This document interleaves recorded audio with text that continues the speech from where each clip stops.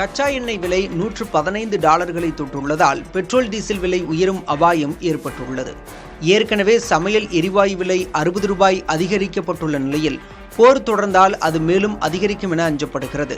145 கோடி மக்கள் தொகை கொண்ட இந்தியா தனது எண்ணெய் தேவைக்கு 85% வெளிநாடுகளையே சார்ந்துள்ளது. இதற்கு தற்போது அதிக விலை கொடுக்க வேண்டியிருப்பதால் பெட்ரோல் டீசல் விலை உயர்ந்து வாகன போக்குவரத்து செலவிலிருந்து பொருட்கள் உற்பத்தி செலவு வரை எல்லாமே அதிகரிக்கும் அபாயம் உள்ளது. இது கடும் விலைவாசி உயர்வுக்கு வித்திடும்.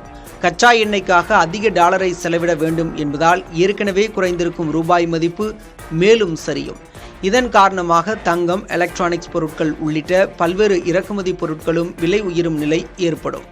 தொழிற்துறையும் வணிகமும் முடங்கும் என்பதால் பங்குச்சந்தைகளும் பாதாளத்திற்கு செல்லும். கச்சா எண்ணெய் என்ற ஒரே ஒரு பொருளின் விலை உயர்வு தொடர் விளைவாக சாமானியர்களின் பொருளாதாரத்திலிருந்து மத்திய மாநில அரசுகளின் பொருளாதாரம் வரை தாக்கத்தை ஏற்படுத்தும் நிலை ஏற்பட்டுள்ளது.